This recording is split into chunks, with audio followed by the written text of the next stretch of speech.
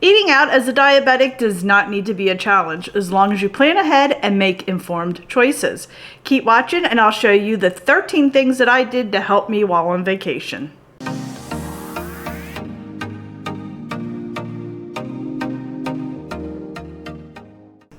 Hey friends, it's Kelly and welcome back to Mama Needs a Goal. Thank you so much for joining me today, and if you're new here, welcome. So friends, like I said, it does not need to be a challenge or difficult to eat out if you're a diabetic. And today I'm going to share 13 things that helped me eat out while on vacation. So many of you know that I have taken my son back, or my youngest son, to college, and he's down in South Carolina. We're here in Maryland. We decided to do a long vacation while we were down there, which meant we were going to be eating out quite a bit. I was a little bit concerned, but I said to myself, Kelly, you've got this. So what I did, I planned ahead and I researched a lot of the restaurants that were in the area that we were going to go. I did all kind of stuff. So I have 13 helpful hints to share with you today. These were my strategies and it allowed me to manage my blood sugar levels while I was eating out. So let's go ahead and we're going to start with the first one. So the first strategy is research the menu in advance. So as I said, I checked all the restaurants that were in the area, any restaurants that were recommended to us, and I pulled up their menu online. Many of these restaurants will post their excuse me, their menus online. So I went ahead, reviewed them ahead of time, circled a bunch of things that looked diabetic friendly, that looked really good to me. And I just, made note of it and said, okay, these are the restaurants that we should look at to go to. Now, number 2. Nutritional information. Now, some establishments will provide nutritional data online as well as in the store. And this can really aid in you helping you count your carbohydrates and your calorie and sugar management. Not all places will do this, but it is very helpful. And if, you're not sure of something, you can always ask. And most likely they will be able to help you out. Number 3 is portion control. Yes, portion control. Us Americans have a tendency to have big plates. So one of the first things that we did, we knew going in when we ate out, we were not going to buy appetizers. Number 1, dinner prices out is extremely expensive.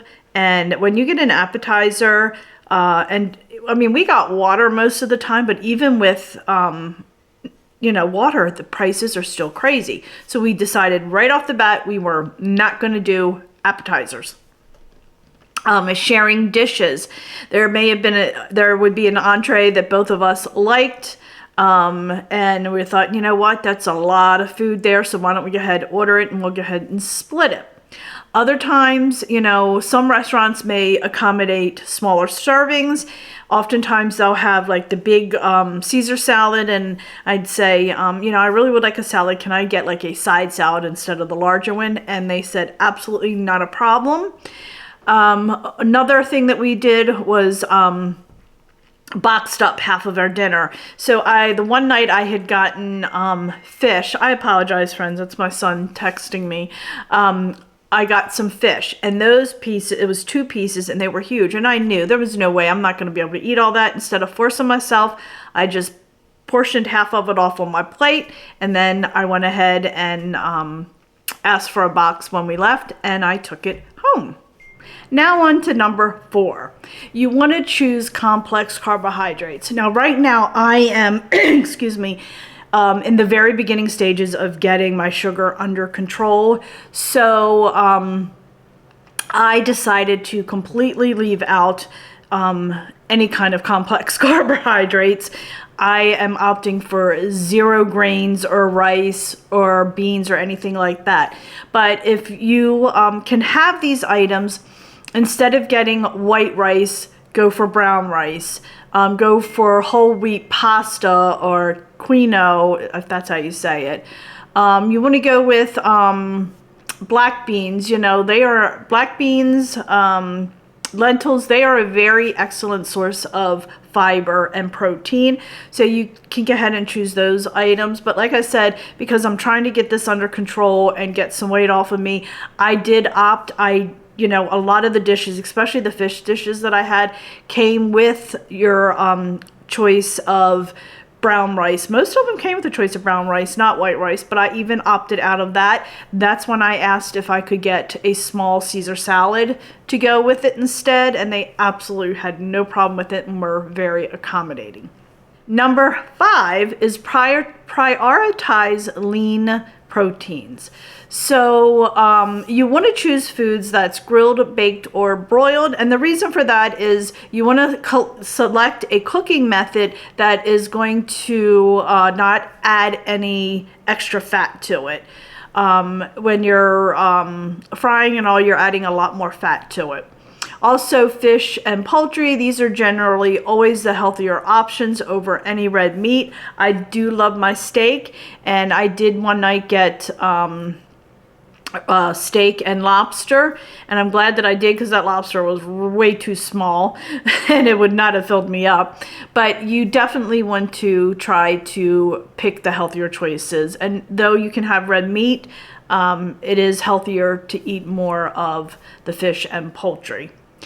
Now for number 6, you want to load up on non-starchy vegetables.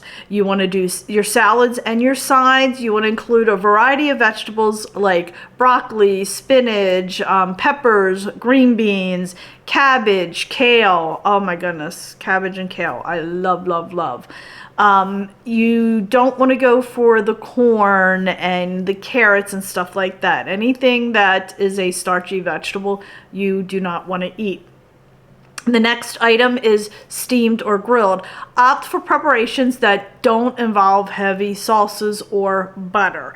That was another thing that I noticed. A lot of the dishes that I liked had like the sauces on it. And again, I just asked, could you please leave the sauce off? And they were like, yep, absolutely no problem.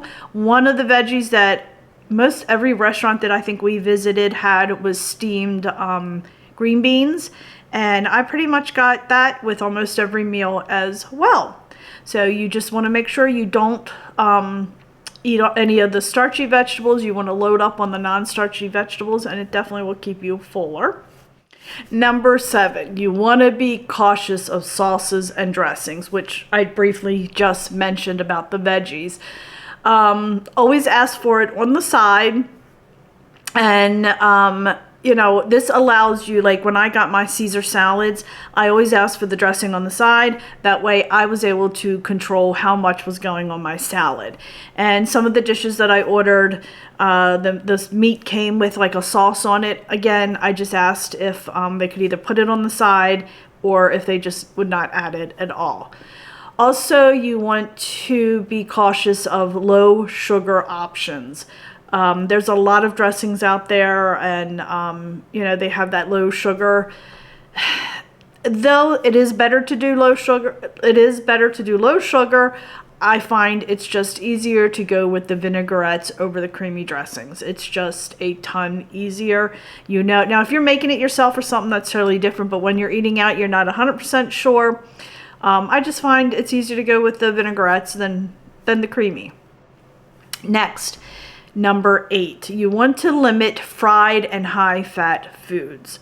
You want to avoid breaded items. You know, I love like mozzarella sticks, and cheese is great for me as a diabetic, but they're often fried, and you know, hey, what can you say?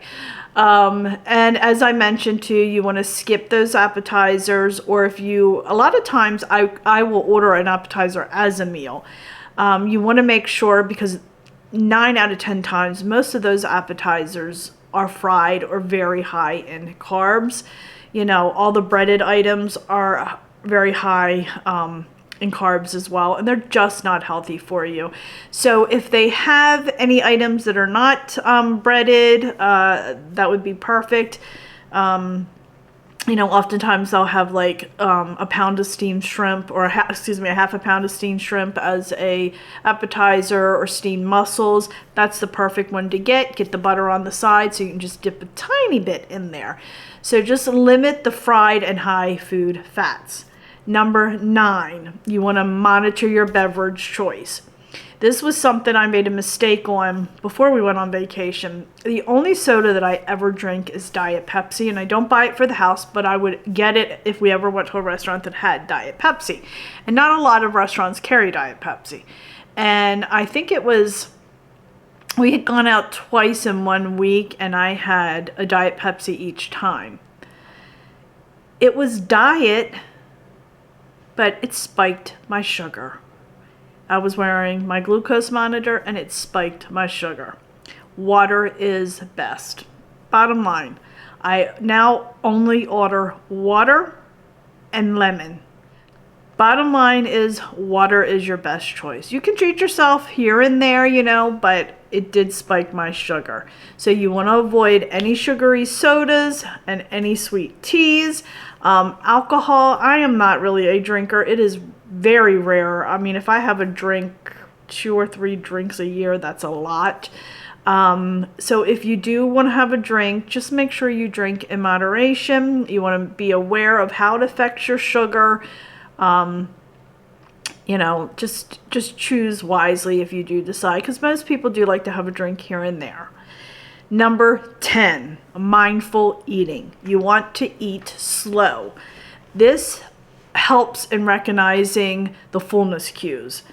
When you eat really fast, you're eating all the food and it's down, and then you're full and you feel horrible. If you eat slow, take your time, you feel fuller, and you oftentimes have food left.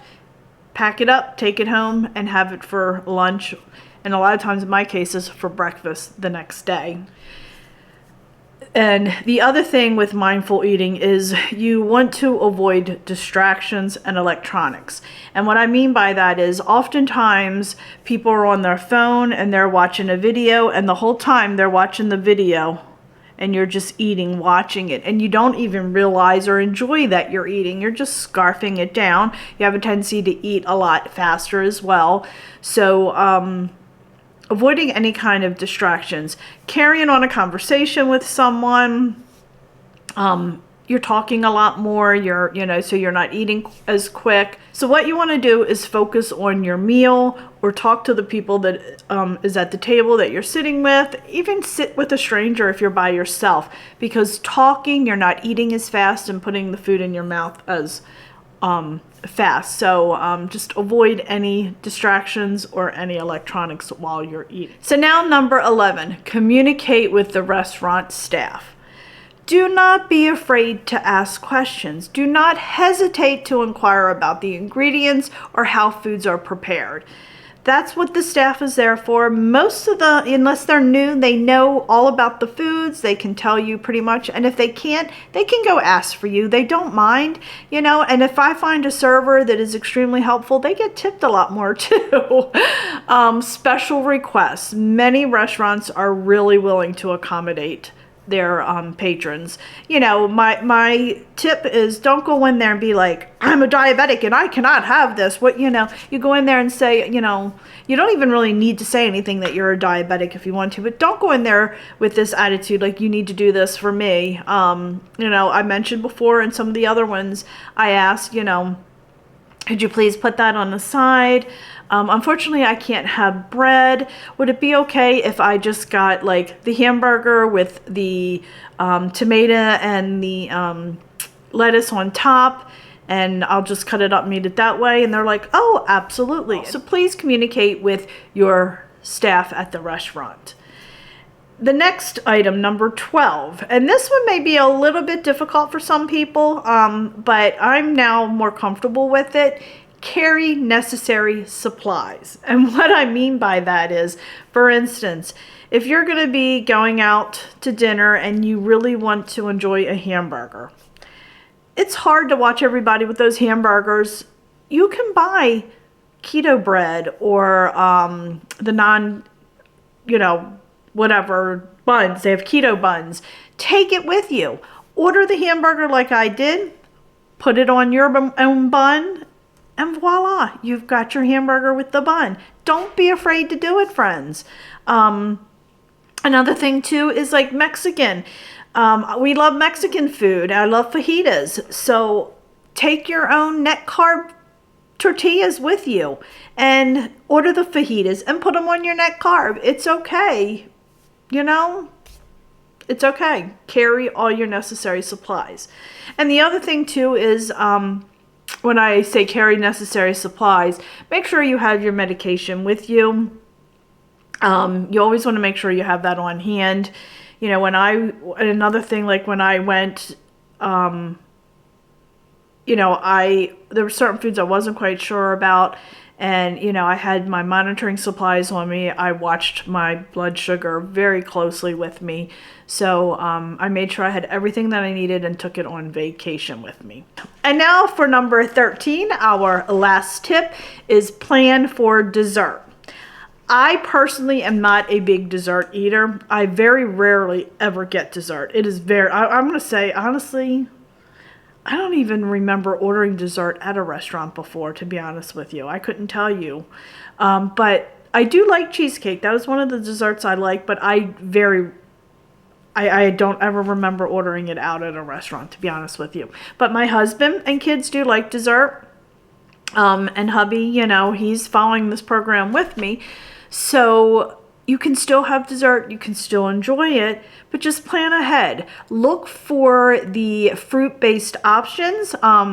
Choose desserts that incorporate a lot of fresh fruit. You can also share a dessert.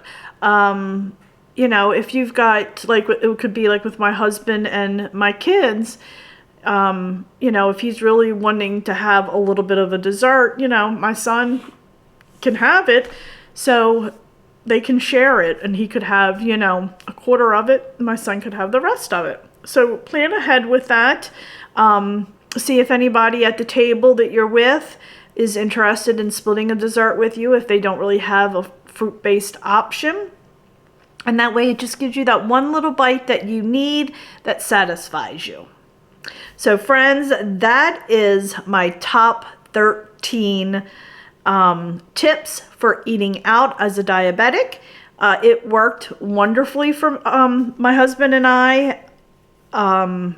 We never went off track. We enjoyed every meal that we had. And speaking of that, I'm going to be sharing right after this several of the meals that I had. I took a lot of the picture of the salad that came out first. And then when the food came out, I was so hungry, I started eating and forgot to take some of the pictures. But I do have some pictures of some of the menus and some of the food that we had. And I thought I would share that with you just to give you an idea of how we ate. So just remember, moderation and informed choices really are the key. By implementing these 13 tips that I just gave you, will ensure that you will have a wonderful vacation and you won't have any problems with that blood sugar. So friends, thanks for joining me. I really do appreciate it. I hope you found this very helpful. If you did, please leave me a comment below. And if you have anything you'd like to add to this, I would love to hear from you. So thanks so much for joining me. I appreciate it. So if you haven't already, please go ahead and hit that little subscribe button, as it does greatly help me out.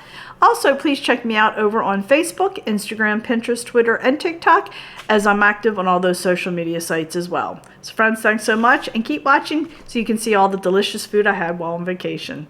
Bye. Alrighty, so one night we went to the Conch Cafe, and here is their menu. And I went ahead and circled what I got for dinner that evening. And here is a picture of what my food looked like. I got the crab cake platter, and I just got the 2 crab cakes, and it came with 2 different sides that I couldn't have. So I asked if I could have a salad instead of the 2 sides, and she was very accommodating and brought it out. And she told me at the end that she didn't charge me for the salad because I didn't get the 2 sides. So the salad was an extra like $3.75, I think it was.